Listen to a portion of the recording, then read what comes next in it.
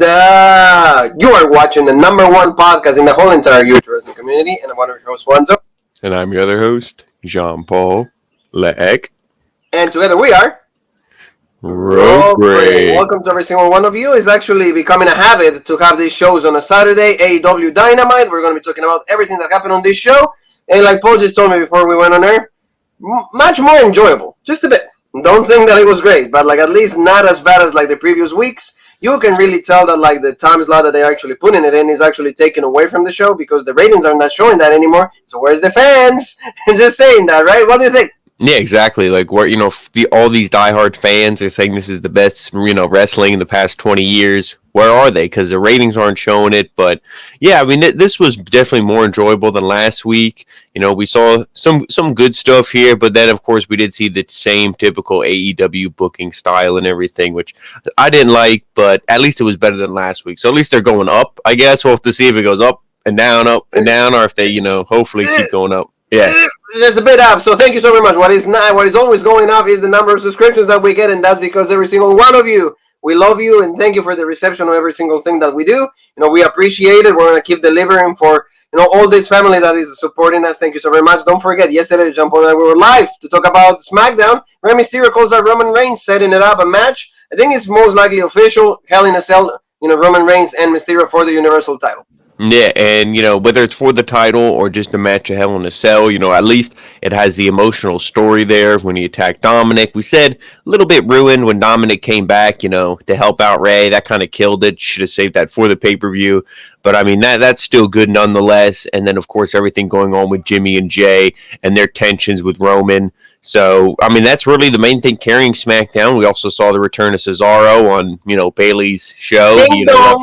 He interrupted Seth Rollins and all this stuff. So there is some, and of course the feud going on, the Street Profits against Alpha Academy. Montez Ford, they are really selling the injury. They said, his ribs, he's going to be out. So they are really selling that. So there are some good things on SmackDown.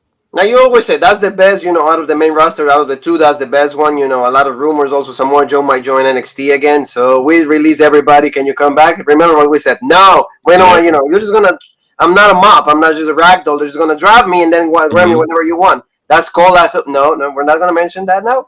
Matt Hardy, he opens up like Dynamite and he just says that like Christian and him Christian's always been jealous about him because he's make more money than him and he's always been a better wrestler. I mean, accomplishments, I would say Matt Hardy maybe just a bit. Maybe just, maybe just a slight edge over Christian. But then, he's going to have a match with Angelico. What did you think of it? I feel that it was, for me, at least way too long. And I don't know. Christian is not looking like special for me anymore. He's there every week. He's got the matches. I don't know. I think it's because Christian wants to show how good of a wrestler he is. So he puts on these long matches with these guys, whether he's a fan of them or not, I don't know. But, he gives a lot of long matches. Frankie Kazarian, okay, yeah, I could see that being a long match.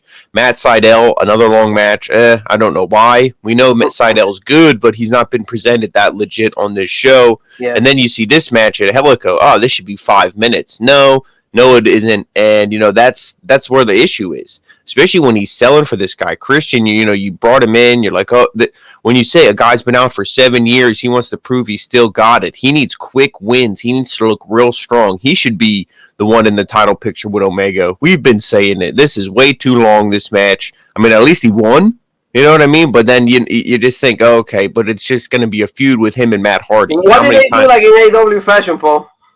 Yeah, exactly. What happens? Did the matches end? Were we good? No. everybody comes out and attacks him, and it's just, it's just bullshit. We don't want to see it. Yeah. It's not good. And like you said, it's like, why do we need to see this nostalgia act? Both guys already, like we've seen them in WWE so many times. I don't know if they were in the same when Impact, when Christian Cage went to him. I don't know if they actually were there in the company at that time, both of them at the same time. But this is not good because, again, it's just the nostalgia act that I don't really want to see it. Like, Christian does not benefit from Matt Hardy and neither Hardy with Christian. So, I don't like this. And like you said, also, like, Jungle Boy scares, like, Matt Hardy away. What's wrong with this picture? Like, this guy, it scares this guy out. Like, look at the face. Yeah, What and the hell then, am I and supposed to believe this? No. if anything, the roles should kind of be reversed. It should be maybe Christian is the one who won the battle royal, eliminated Jungle Boy or something like that, and then Christian is the one going against Omega, but he's also helping Jungle Boy in this. If the roles were reversed, I think it would be a little bit more believable. But for Christian to be doing all this jobbing and looking like a loser when you brought him in, and it should have been you push this guy to prove he still has it, he still has gas left in the tank. He's not old and washed up. Because right now we're looking at him, it's like, man, it takes him 20 minutes to beat Angelico. Like, I don't know. It doesn't seem as good, like you said. Like, and I understand you don't want to bury the other guy, but it's Christian. And it's also also you can bury him because it's Angelico. Who really cares? Exactly, but like Christian, Angelico. So what more can you go? Yeah. Again, it's not a good booking. And again, Matt Hardy and Christian. Who really, as a fan on 2021, wants to see that? Especially when you brought Christian, Tony and the Khan. first thing he did, the start on with Omega. Oh, so you forgot about it? Probably Tony Khan's the only one who wants to see it.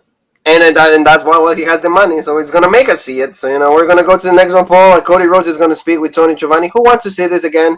Why they're still feuding? Like again, they have to cash in the win that they have, like the factory against him. Like last week. So we got to see the debut is gonna be next week. Actually, we got to see an Anderson's son, Brock Anderson, and Cody's just talking. Hey, it's gonna be legit. This guy's been training for quite a while. And, like all of these things. And then QT Marshall shows up and he's like, well, I want to match with you. I pin you. Like, it wasn't Antonio Gogo. It was me. So the feud keeps going on. Do we really care about this? I don't. No. It's just boring. Yeah, this is, I don't know why you couldn't have just had, I did love the line where QT's like, oh, Brock, like, you know what? He's like, are you going to get your own pyro and your own bullshit too? Yeah. Making fun of Cody. But like you said, everything has to be interrupted. It can't just be a planned segment. Oh, this is just a match and it ends. Oh, this is just an interview and it ends. It's always some kind of interruption, some kind of bullshit. And you knew QT and them were going to come out. So it's like, it's not even a surprise, but it's still annoying anyway. And like I said, I don't really want to see this anymore. This is just, it's a good debut for Orense Kid. I'm sure Oren feels happy, but he's probably like, man, does it have to be in this shithole company? Like can it be somewhere legit? But hey, he's the one who signed his name to the dotted contract, so. Yeah, it's true. And, he challenged Cody, QT Marshall challenged Cody on July for a match. It's going to be a Florida strap match. So, yeah, and that's another thing, too. We just saw the bull rope match, the strap match, and then Cody, oh, you want to do it? We can do it right now. Like, shut the hell up. You know what I mean? Like, you're like, nobody who popped for that and goes, oh, my God, we're going to see it now. Nobody. And as a fan, it's not going to happen now. Yeah. Like so he it's says, just like so one stupid. crowd to actually beat your ass so everybody can see it. So, come on. Yeah. It's not good. And like he actually QT through, he's like got his belt out and he like whack on Anderson with it, and then you see Brock Anderson like wagging, like really going at it. So like you said, we want to see what the kid is able to do. He's probably going to be decent on like training. He training in the Nightmare Fact with Cody, all of that. So we're going to see it next week. It's going to be Cody and Brock Anderson against QT Marshall and Aaron Solo. So the feud keeps going, but again, to me, like this was over when Antonio Gogo pretty much like lost to Cody. So. Again, and you know that in the strap match, Cody's going to win, right? So why is this even a thing? That's all I got to say. So, like, that's, this show, again, needs to, like, build more of the heels. Like you always said, like, Tony Khan always, like, benefits, like, the baby faces rather than, the heel a little bit more. It will be more interesting, at least for me, to watch it. But, that's what we got. So, tell me a little bit about this match. That it was pretty decent. It was okay. The Young Bucks and Brandon Cutler against Pag and Penta Ceramiero and Eddie Kingston. Trios match. Yeah, this it was all right. You had the story there and everything, but again, this went too long. Don Callis on commentary. It's the same thing all the time. They even said, "Oh, we're probably gonna have Don Callis on commentary." And they know their own mistakes, don't you think? Like, for example, QT throwing that line, and they even say that they know what overdone the show is. Yeah, but they still do it anyway. So then it's not like it's funny. But then, unless you change it, then it just becomes kind of sad and pathetic. But yes. This was, I don't know. It was okay. I thought Pentagon looked good in here. Pac, of course, always looks good and stuff. Kingston, they had to get along with him at first. He wants to make the tag. Like Pac wants tagged in, but Kingston ignores him. He tags in, Penta instead. All this stuff. So they had to kind of get on the same page. At least the baby faces won. Yes. I mean, that looks, but of course, when you have Brandon Cutler in there, you're like, okay, he's You going to be knew the one. why he Yeah, was there. exactly. Yeah. He's going to be the one who takes the fall and everything. But I mean, I don't know. This was okay. I don't Yeah, really like have too like much to the say. Young Is Bucks, anything? I mean, as heels, they're playing the characters because they're becoming so freaking annoying. That is absolutely like I don't want to see them like when they were chanting and doing the taunts and all of that, and Mm-hmm. they were like all the pyro and the confetti, like when Meiko Satomura won the title. Just you want to see it NXT UK, just plugging it in. But it was absolutely awful. The Young Bucks are becoming so annoying. Which as being the heels is fine. Like you said, not Kofi, Eddie Kingston, like he whacked him with he did like a fist, something like that. Like is one of his finishers to Brandon Cutler. He gets the win, and the Penta and also Eddie and Pac get the win. But of course, can this end in no interceptions or anything? No, they can end just for the guys celebrating. No, there's always have to be somebody, and the young the Good Brothers attack, and this show is just that's when you just lose the respect for the show. It always has to end in a beatdown, and Yeah, and it's. unfortunately this time it was Kazarian who made the save. But what do you think? I just I mean, with the way you saw Kazarian make the save, the Elite Killer or Elite Hunter, whatever he calls himself, and then there's going to be another match next week with him and against the Good Brothers, and who is it? Kingston and somebody else or yeah, it's gonna be like Penta, there it Zero is. Miedo, Eddie Kingston, and Frankie Kazarian against Matt Jackson and the Good Brothers. It's the Yes, same guys, the yeah. same So guys all the time. and to me, when the Good Brothers they sign with Impact, okay, they got the belts. It's like okay, these guys are legit. Since this AEW deal, they became nothing but just like stooges. They're Yes, they're no better than Briscoe and Patterson to me. They're yes, stooges. They come out, your boss is in trouble. Come out, stooges, make the save. They're not legit. They don't, do anything that makes me go, oh, they're badass. I don't care how tall, Luke Gallows is. I don't care if he's 10 feet tall. Like to me, he's a stooge. He's a loser. Same with Carl Anderson. So I don't know. Hey, like the you big said, problem is, remember, that's the only guys that from Impact that have shown up in AEW Dynamite. That's a big yeah, problem. Why? Because there's so many other guys that you could use. Also, like you said, they're there just to take pins, both of them. So in to benefit the AEW guys, So why is that special from them? They just yeah. like you Like, said, they become stooges right away. do we ever see them just wrestle? Just the Good Brothers come out. We hear their theme that we hear in Impact. They make their entrance, wrestle a match, win, and that's it. No, they're always just hanging out with Callis and Omega and the Young Yes, Bucks. and that's a problem. At least the good thing is for Kazarian, they're trying to push him, and that will be, really good if they actually make him have a TNT Championship match. Maybe an AEW World Heavyweight Championship match will be really good. In one of the episodes. It doesn't have to be on pay per view, but at least Kazarian is receiving the respect that he deserves. So I'm liking that. Yeah, and with Because I his don't think Impact ever even really push him in this light.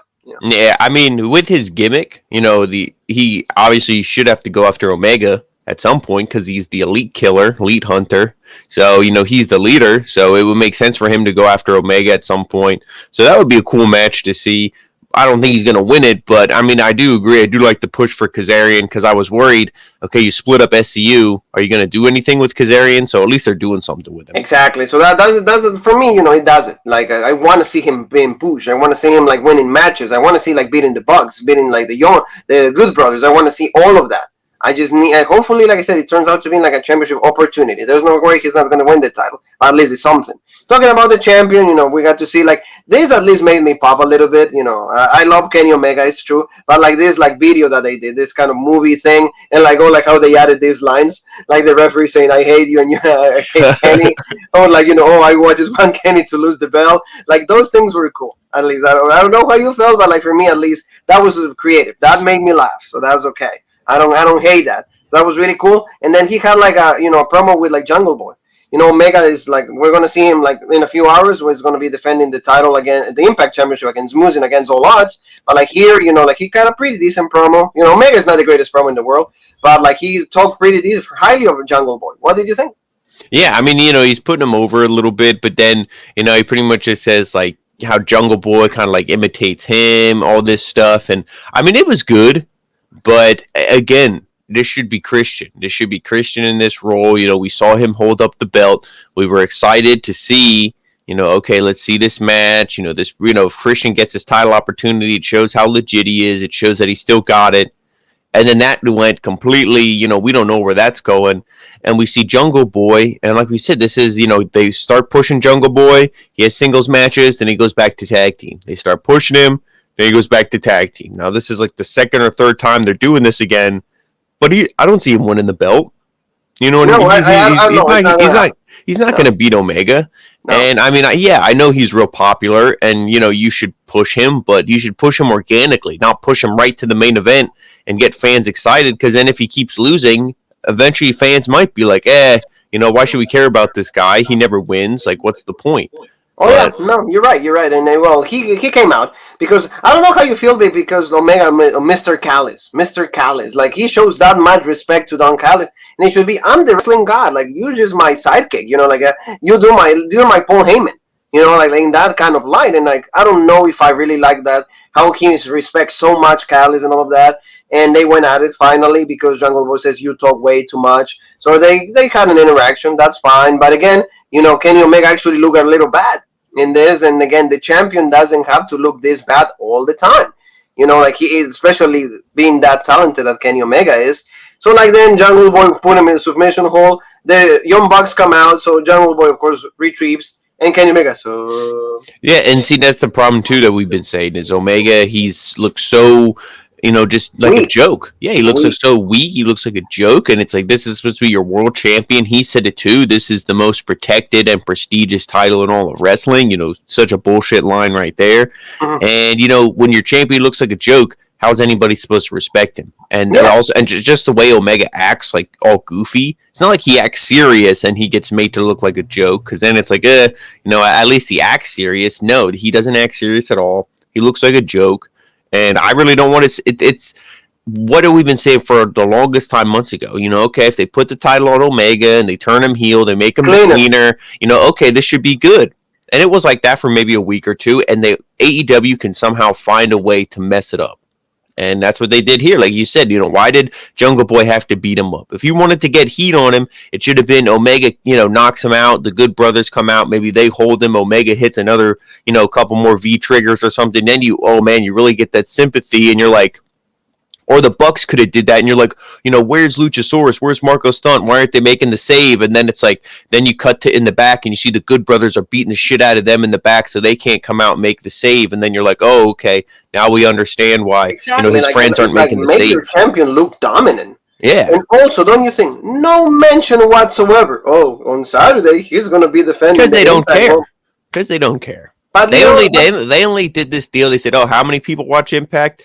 200, 300,000. Okay, let's do a deal with them. Okay, yeah, because Kenny wants to hang out with the Good Brothers. Okay, we'll do the deal, and maybe we'll get 50,000 more fans. Like Kenny wants Don Callis by his side. Yeah, it's like, okay, let's do.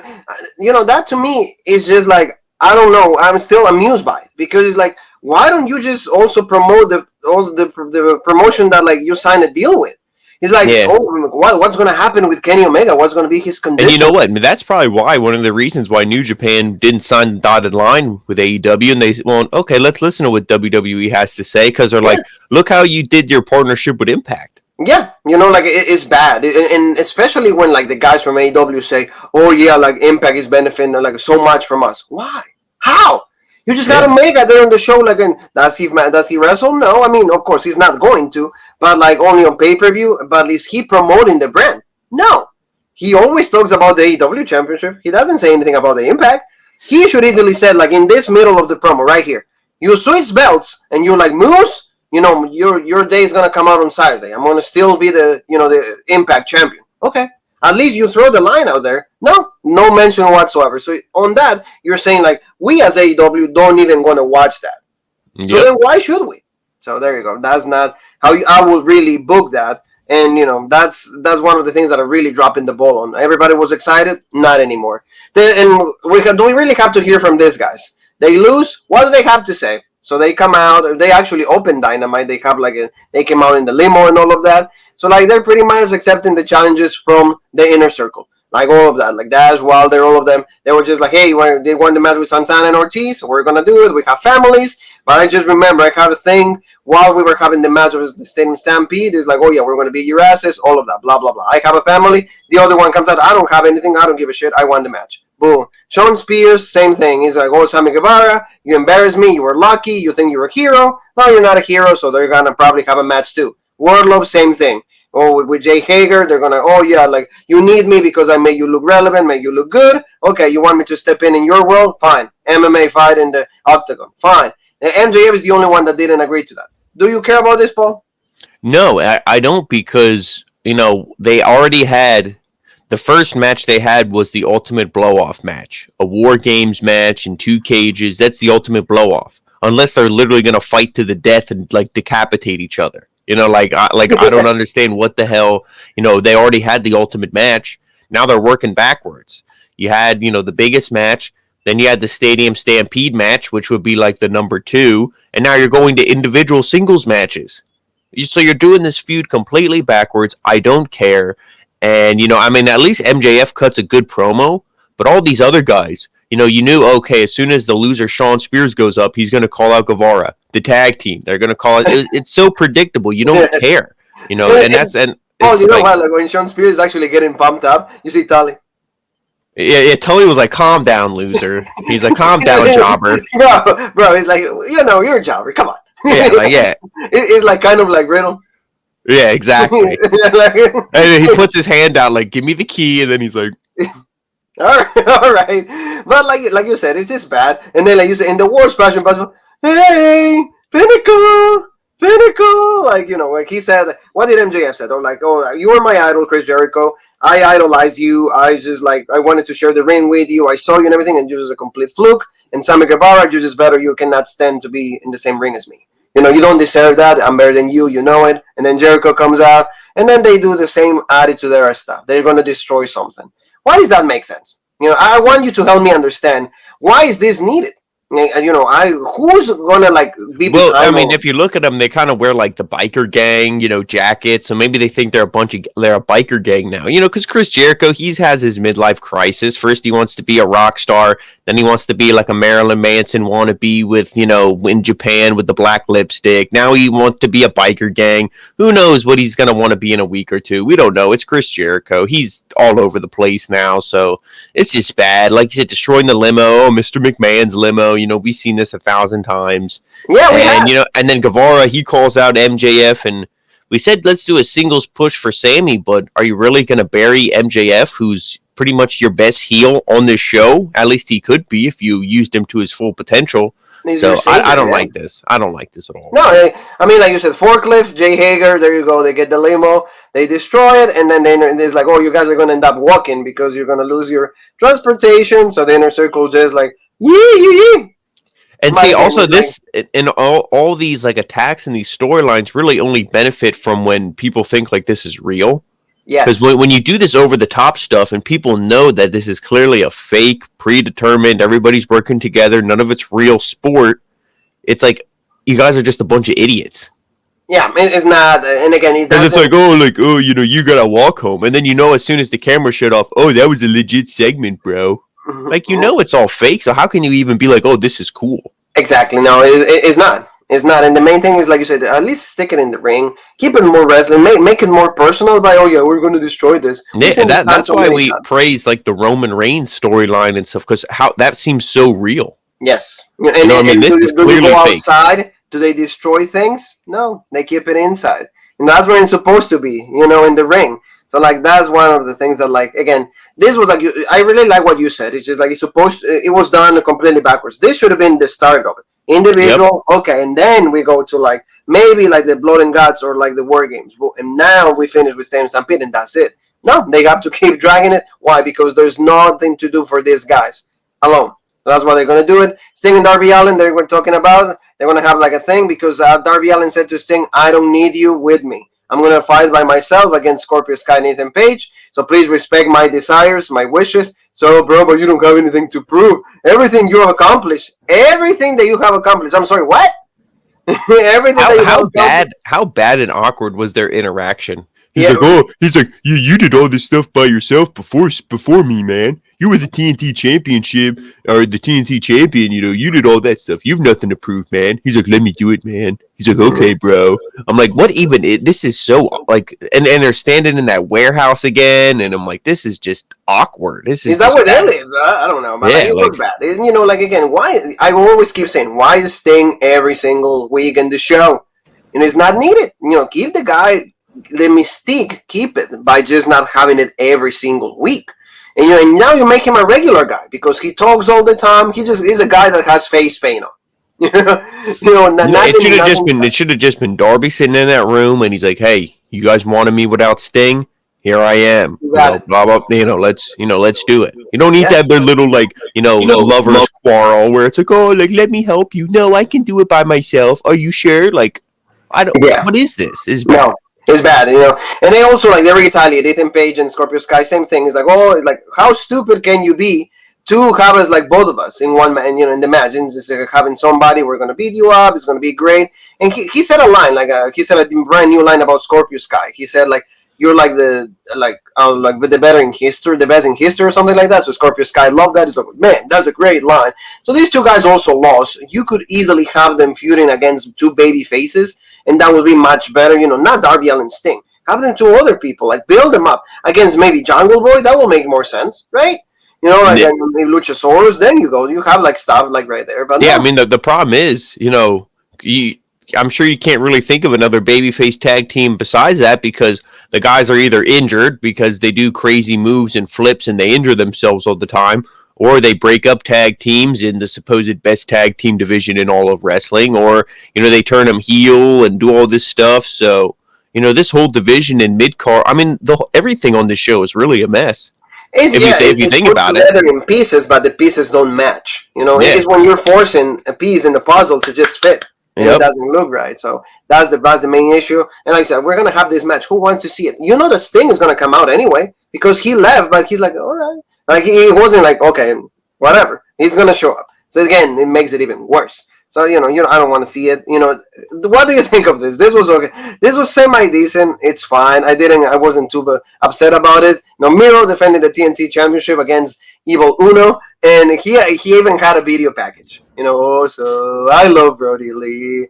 I'm sorry that I have messed up like a lot of times. I'm being in Botchmania more times than anybody else in the history of the channel. But, you know, I'm going to win. I'm going to be legit. So they have the match. And, I mean, it turned out to be semi-decent, I think. He didn't do such a bad job. Way too long for me. He should have done worse in the sense that this match should have been 3 minutes and Miro absolutely killed him and done. You know, Evil Uno is a joke. I don't want to say it this way, but I don't care about the whole Mr. Brody Lee thing when it comes to Evil Uno. That should be something with somebody else. That should be, you know, I don't know, someone who doesn't look like, you know, Evil Uno, who doesn't look flabby, who like actually looks in shape. You know, that's like 10, who we saw in the match with Hangman Page in the main event. Yes. You know, somebody who is like, he's jacked. Oh, I was chosen to be in this group. You know, Evil Uno is a joke. We've seen him as a joke. Like you said, the guy pretty much is the main event star on Botchamania. You know, so, you know, he's awful. And the way that you're presenting Miro, he should have just killed this guy. There was no reason for this match to go so long. Of course, the Dark Order jobbers all come out. They're cheering him on. Oh, you know, that takes away. That makes it look, you know, that goes from professional wrestling to just, you know, like a kid's fight.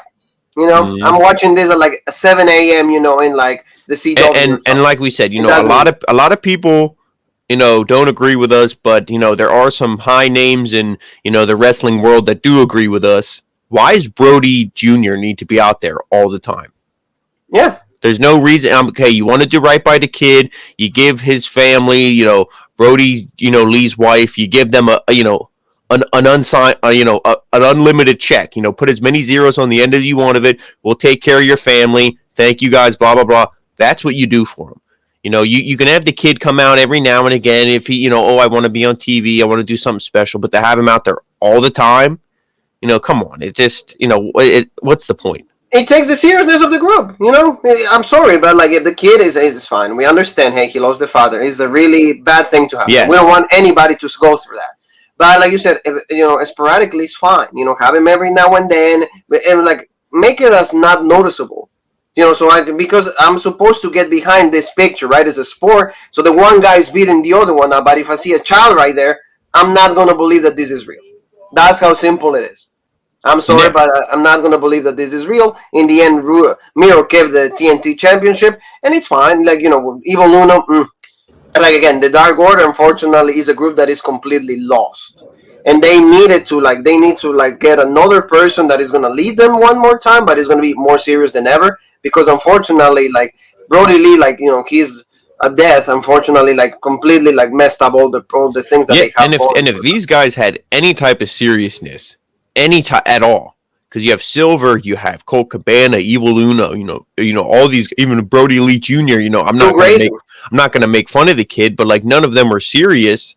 You could say, maybe bring in an Aleister Black to be the leader, but no, Yeah. he wouldn't ever. I can't see him being, oh yeah, I want to be associated with these losers, with these jokes. No. He wants to do something serious, and that's and maybe that's the same with Matt Hardy, but he's not doing anything serious either. It's you present these guys as a joke, hey, do you want to be the leader of these clowns? No, not really. No, thank you. Yeah. The name doesn't match the actions. Dark Order, and then just wearing white. First. Yeah.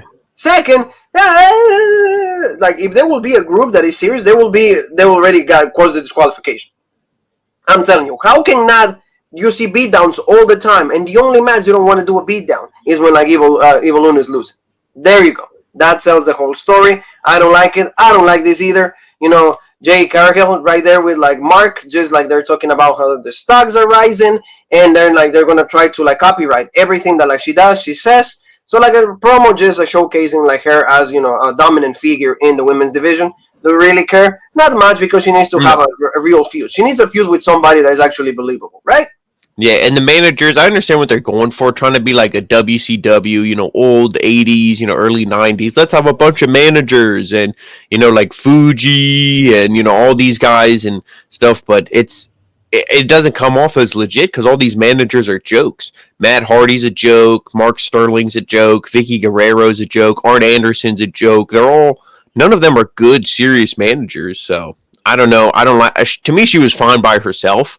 I think putting her with a man, because at least she acted serious. She won matches in pretty quick fashion. She looked dominant. Then you have Mark Sterling, who is, he's just all goofy and, the money and the stocks and all. And it's it takes away from her. Yeah, no, Jay needs to be by herself. Yeah, no, and also she needs a feud. Maybe I don't know. Are there any babyface? It's Statlander. There you go. I want to say. Yeah, but she's so far up the best friend's ass. She smells like orange juice. So I don't understand that. There you go. It is true. So they need to do something with her, and they need to do it as fast as Lance Archer Business Enhancement Talent. He just come in, did a choke slam, did a blackout, and done. That's how. Yeah, he hates his booking in this show so much. As soon as the match was over, he walked right out. And even Jake was but Paul, did you see they did call him the Snake? It's a Jake the Snake. So maybe he worked out a deal with the WWE. Maybe he did something, and now he can actually be called the Snake. But like you said, even he's all right, well, I gotta go back. It took me more time to actually get here. Yeah, and of course, commentary said, Jake said, Lance Archer's done playing around. This is going to be the most serious version. Oh, so it just had to take him losing, 2 TNT championship matches. In 2 years in a row. For him to finally be now I'm going to be serious. Really? Exactly. So, poor Lance Archer. But, the only thing is, this is how fast the Miro match should have been. Yeah. Against Evil Uno, it should have been boom, Machka kick, accolade, they have the right concepts. They never applied with the right people. There you go. So we got to see Dolph Ziggler. No, it's Nemeth, and he's his brother. So he actually is gonna they have a group with Bononi, and the librarian is also there. He was actually trying to be ravishing Rick Rude. He changed his character one more time because nothing really sticks, nothing resonates with the crowd. So he's calling out Orange Cassidy. So Bononi is gonna have a match with with Orange Cassidy. Again, these guys don't have it's the perfect spot in the show. I don't know. Yeah, this will end up being a big brawl. We'll probably see Statlander beat up Avalon, since Avalon's the most sissy loser of that group. But yeah, I don't care. What do they call themselves? The Wingman group? Wingman, yeah, the Wingman. This is absolute shit. I don't know if it's any better than the Spirit Squad, for Dolphin and at least they were tag champs. Yeah, and at least the Spirit Squad was, going against guys like Cena and all that. At least they were going against They went against Shawn Michaels and Triple H. At least they were going against main event guys, not not the loser clubhouse and their one girlfriend who they all share. So yeah, well, there you go. And then don't you think, Paul, like the best friends, like that's the babyface tag team right there? Remember at some point we all love the best friends. But the only guy who can actually work is Trent, and Trent's the afterthought. You push Orange Cassidy to the moon, and you have Chuck Taylor, who's absolute awful. He looks like a Weeble Wobble, the things that have the big sand in the bottom so they don't fall when you punch them and they rock back and forth. Yeah. That's what Chuck Taylor looks like. And Statlander to me is just, what the hell? What is her point of being there? No, I don't care if they're actual. I don't care if you're friends with somebody like, outside of the show, we're good friends, or even if they're banging. Yeah, I really don't care. It makes no sense to have it on TV. Yeah. No, it's not good. It's not. I don't like that. So let's go to something legit. Layla Hirsch is finally back in the show against Nyla Rose. Probably the best match of the night. Do you agree? Because I think that they gave us a pretty good showing. Layla looked really good, and Nyla actually was able to have a great, the quality of the match was enhanced by Layla though. Her performance made Nyla look good even better. Yeah, Layla, we've been putting her over. She is an actual athlete. She's not just somebody who's like, oh, I'm hot, I'm going to get into wrestling so I can be on TV. No, she's an actual legit athlete. She's tough, she's good, she's technical, and she's strong as hell for how, small she is. And I think Nyla kind of has a similar thing to like a Brock Lesnar, where it's like, yeah, I can work with the bigger, women, but I work well with an opponent who's smaller than me. Because you saw a lot of the times, like Layla get the arm bar, get the submission, boom, Nyla Rose will hit a big power bomb to get out of it or something. But, just Layla to me was Stardust. You knew Nyla Rose was going to go over because, that's the feud, Nyla versus Britt Baker. So you knew she was going to go over. But I think Nyla was like in the ropes, and then Layla Hirsch was on the apron, and she kind of flipped over, and then she did like a German suplex. She like grabbed her and like flipped over her, and then hit a suplex and stuff.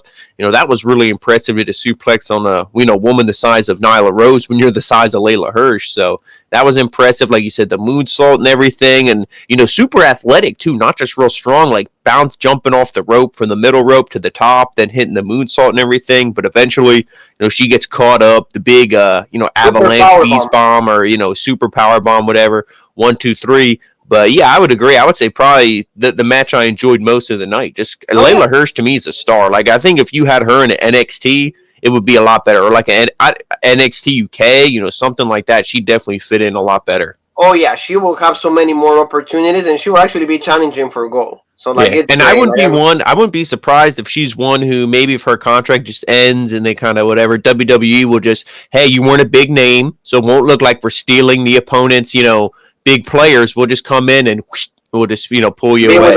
Yeah, exactly. I like that. So legit Layla Hirsch, legit. After that we heard from Britt Baker. Yeah, so she was just pretty much Nyla Rose. Like I'm gonna just thank you because you were flipping the burgers, and that's it seems like you're really good at it. So it's like, hey, it's fine that you want to challenge me. I know that you want to be the champion because you need the championship. I don't. So she's just cutting the promo. She says, hey, I'm the one that is making the championship more legitimate.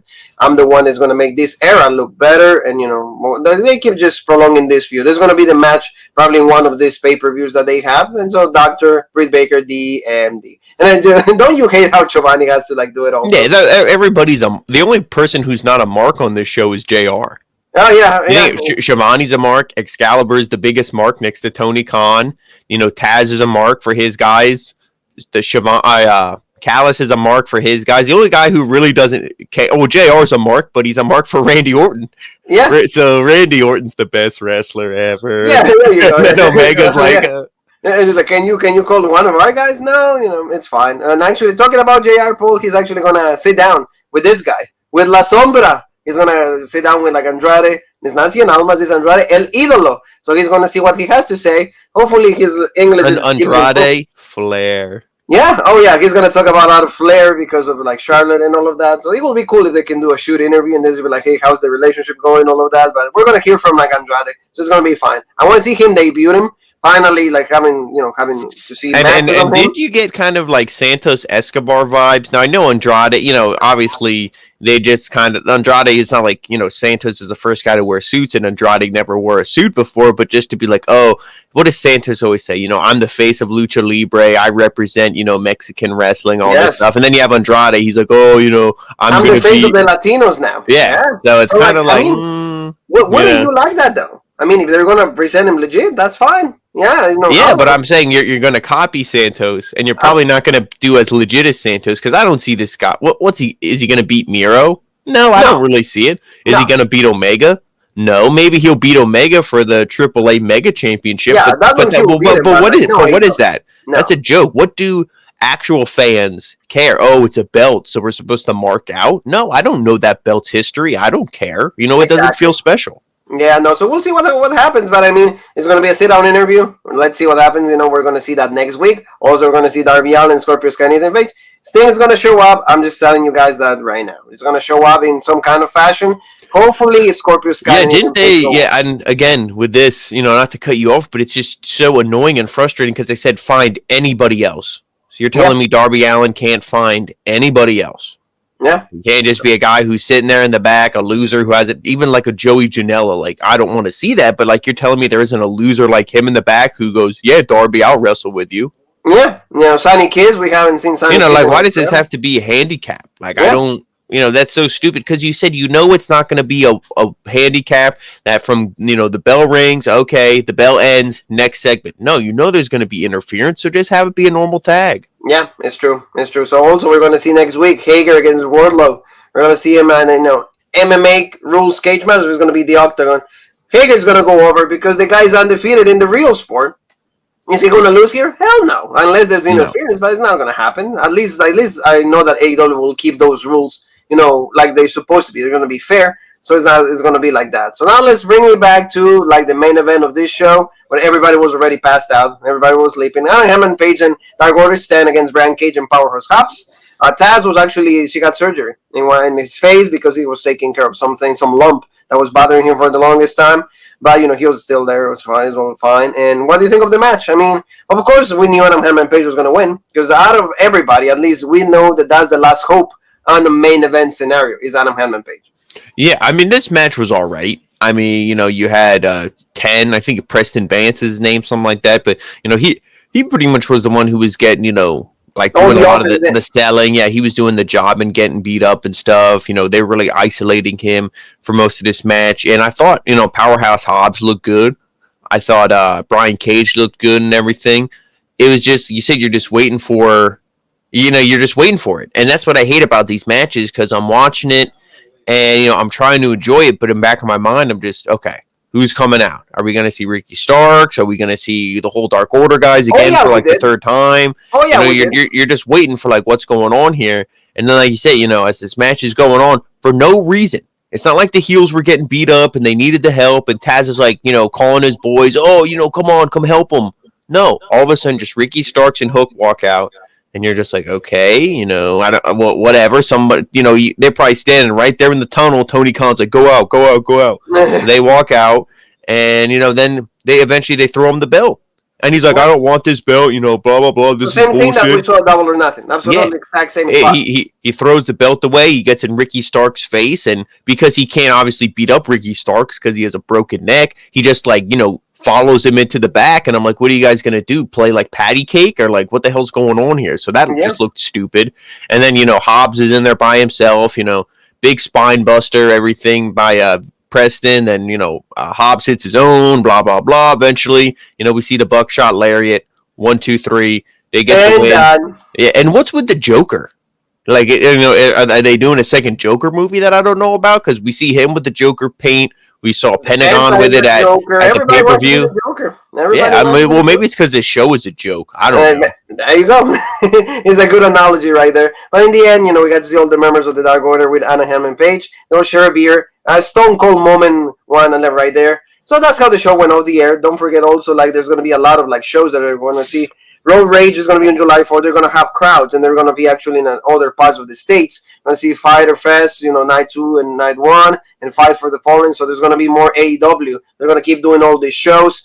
So, hey, I mean, they're still going again with their schedule, but the show needs to get better. I mean, in every single week, we get to see, mistakes after mistakes. It needs to get a little better because the ratings are also reflecting that. And next week is going to be also on a Friday. So you're going to see, is the NBA hurting them? I don't think so. I think they are the ones that are hurting themselves. Oh, yeah. If they were why did so many people watch, ECW?